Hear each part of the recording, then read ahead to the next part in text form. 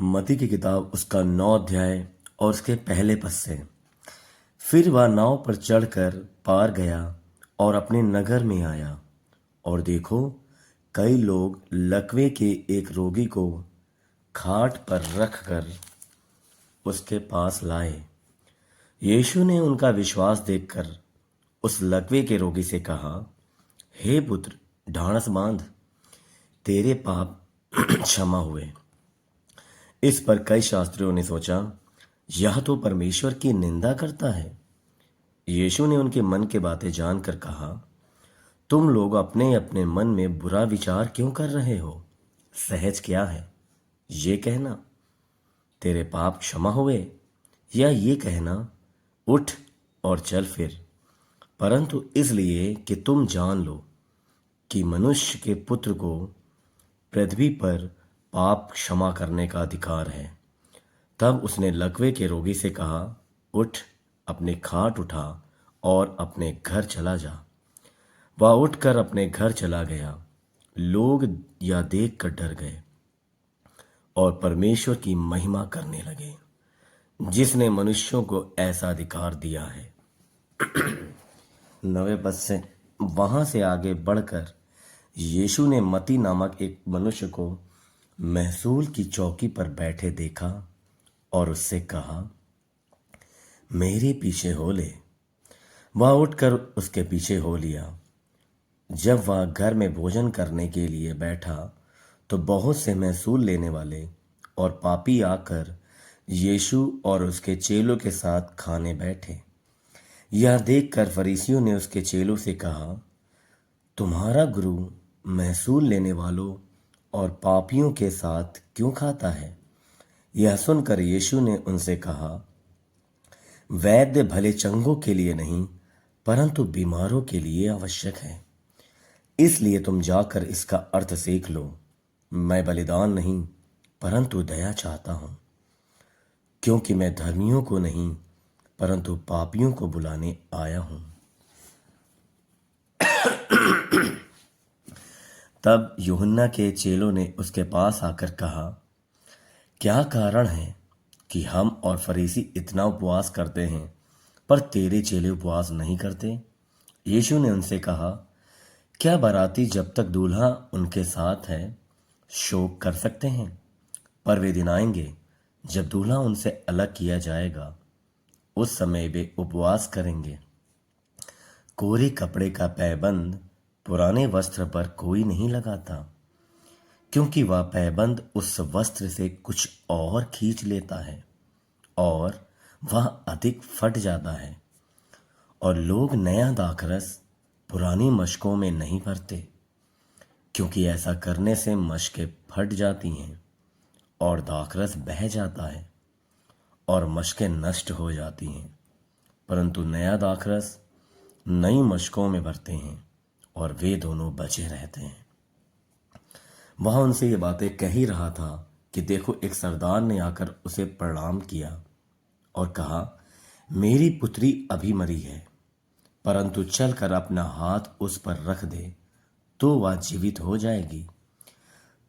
यीशु उठकर अपने चेलों समेत उसके पीछे हो लिया, और देखो, एक स्त्री ने, जिसको 12 वर्ष से लहू बहने का रोग था, पीछे से आकर उसके वस्त्र के आंचल को छू लिया, क्योंकि वह अपने मन में कहती थी, यदि मैं उसके वस्त्र ही को छू लूंगी तो चंगी हो जाऊंगी। यीशु ने फिर कर उसे देखा और कहा, पुत्री, ढाढ़स बांध, तेरे विश्वास ने तुझे चंगा किया है। अतः वह स्त्री उसी घड़ी चंगी हो गई। जब यीशु उस सरदार के घर में पहुंचा और बांसुरी बजाने वालों और भीड़ को हुल्लड़ मचाते देखा, तब कहा, हट जाओ, लड़की मरी नहीं पर सोती है। इस पर वे उसकी हंसी करने लगे। परंतु जब भीड़ निकाल दी गई तो उसने भीतर जाकर लड़की का हाथ पकड़ा और वह जी उठी। और इस बात की चर्चा सारे देश में फैल गई। जब यीशु वहां से आगे बढ़ा तो 2 अंधे उसके पीछे हो लिए।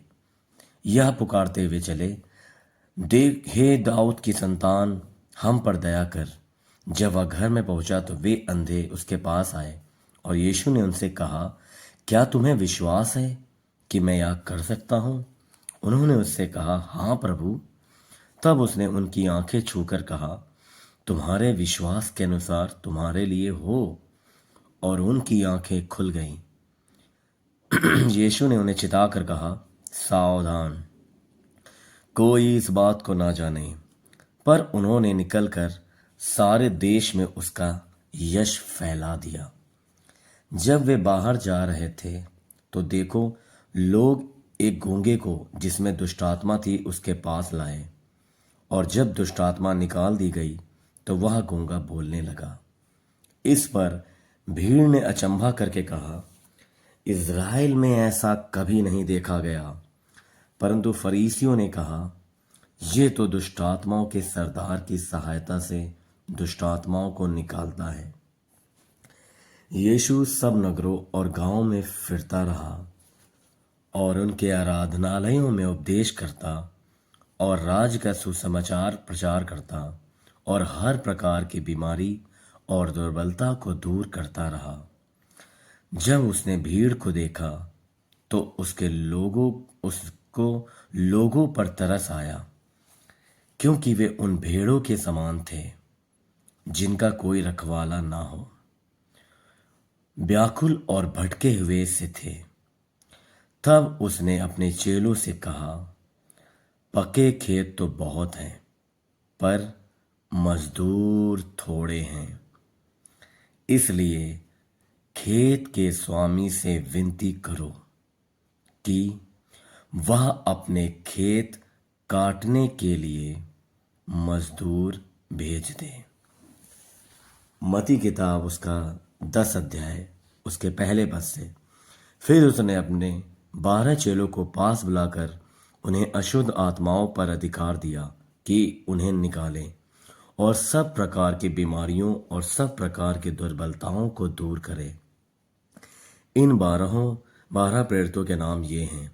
पहला शमौन, जो पतरस कहलाता है, और उसका भाई अंद्रियास, जब्दी का पुत्र याकूब और उसका भाई यूहन्ना, फिलिप्पुस और बरतुल्मै, थोमा और महसूल लेने वाला मती, हल्फई का पुत्र याकूब और तदै, शमौन कनानी और यहूदा इस्करियोती जिसने उसे पकड़वाया भी था। इन 12 को यीशु ने ये आज्ञा देकर भेजा, अन्य जातियों की ओर ना जाना और सामरियों के किसी नगर में प्रवेश ना करना, परंतु इज़राइल के घराने ही की खोई हुई भेड़ों के पास जाना। और चलते चलते यह प्रचार करो, स्वर्ग का राज्य निकट आ गया है। बीमारों को चंगा करो, मरे हुओं को जिलाओ, कोढ़ियों को शुद्ध करो, दुष्ट आत्माओं को निकालो। तुमने सेत मेत पाया है, सेत मेत में दो। अपने पटकों में ना तो सोना ना रूपा और ना तांबा रखना। मार्ग के लिए ना झोली रखो, ना 2 कुर्ते, ना जूते और ना लाठी लो, क्योंकि मजदूर को उसका भोजन मिलना चाहिए। जिस किसी नगर या गांव में जाओ तो पता लगाओ कि वहां कौन योग्य है, और जब तक वहां से ना निकलो उसी के यहां रहो। घर में प्रवेश करते हुए उसको आशीष देना। यदि उस घर के लोग योग्य होंगे तो तुम्हारा कल्याण उन पर पहुंचेगा, परंतु यदि वे योग्य ना हो तो तुम्हारा कल्याण तुम्हारे पास लौट आएगा। जो कोई तुम्हें ग्रहण ना करे और तुम्हारी बातें ना सुने, उस घर या उस नगर से निकलते हुए अपने पांवों की धूल झाड़ डालो। मैं तुमसे सच कहता हूं कि न्याय के दिन उस नगर की दशा से सदोम और अमोरा देश की दशा अधिक सहने योग्य होगी। देखो, मैं तुम्हें भेड़ों के समान भेड़ियों के बीच में भेजता हूं। इसलिए सांपों के समान बुद्धिमान और कबूतरों के समान भोले बनो, परंतु लोगों से सावधान रहो, क्योंकि वे तुम्हें महासभाओं में सौंपेंगे और अपनी पंचायतों में तुम्हें कोड़े मारेंगे। तुम मेरे लिए हाकिमों और राजाओं के सामने उन पर और अन्य जातियों पर गवाह होने के लिए पहुंचाए जाओगे। जब वे तुम्हें पकड़वाएंगे तो यह चिंता ना करना कि हम किस रीति से या क्या कहेंगे, क्योंकि जो कुछ तुमको कहना होगा वह उसी घड़ी तुम्हें बता दिया जाएगा। क्योंकि बोलने वाले तुम नहीं हो, परंतु तुम्हारे पिता का आत्मा तुम में बोलता है। भाई भाई को और पिता पुत्र को घात के लिए सौंपेंगे, और बच्चे माता पिता के विरोध में उठकर उन्हें मरवा डालेंगे। मेरे नाम के कारण सब लोग तुमसे बैर करेंगे, पर जो अंत तक धीरज धरे रहेगा उसी का उद्धार होगा। जब वे तुम्हें एक नगर में सताएं तो दूसरे को भाग जाना। मैं तुमसे सच कहता हूं कि तुम इज़राइल के सब नगरों में ना फिर चुकोगे कि मनुष्य का पुत्र आ जाएगा। चेला अपने गुरु से बड़ा नहीं होता और ना दास अपने स्वामी से। चेले का गुरु के और दास का स्वामी के बराबर होना ही बहुत है। जब उन्होंने घर के स्वामी को शैतान कहा तो उसके घर वालों को क्या कुछ ना कहेंगे। इसलिए मनुष्यों से मत डरना, क्योंकि कुछ ढका नहीं जो खोला ना जाएगा, और ना कुछ छिपा है जो जाना ना जाएगा। जो मैं तुमसे अंधियारे में कहता हूं उसे तुम उजियाले में कहो। जो कानों कान सुनते हो उसे छतों पर से प्रचार करो। जो शरीर को घात करते हैं पर आत्मा को घात नहीं कर सकते, उनसे मत डरना, पर उसी से डरो जो आत्मा और शरीर दोनों को नरक में नष्ट कर सकता है। क्या पैसे में 2 गौरैया नहीं बिकती? तो भी तुम्हारे पिता की इच्छा के बिना उनमें से एक भी भूमि पर नहीं गिर सकती। तुम्हारे सिर के बाल भी सब गिने हुए हैं, इसलिए डरो नहीं, तुम बहुत गौरैये से बढ़कर हो। जो कोई मनुष्यों के सामने मुझे मान लेगा उसे मैं भी अपने स्वर्गीय पिता के सामने मान लूंगा। पर जो कोई मनुष्यों के सामने मेरा इनकार करेगा उसे मैं भी अपने स्वर्गीय पिता के सामने इनकार करूंगा। या ना समझो कि मैं पृथ्वी पर मिलाप कराने आया हूं। मैं मिलाप कराने नहीं, पर तलवार चलवाने आया हूं। मैं तो आया हूं कि मनुष्य को उसके पिता से और बेटी को उसकी माँ से और बहू को उसकी सास से अलग कर दूं। मनुष्य के बैरी उसके घर ही के लोग होंगे।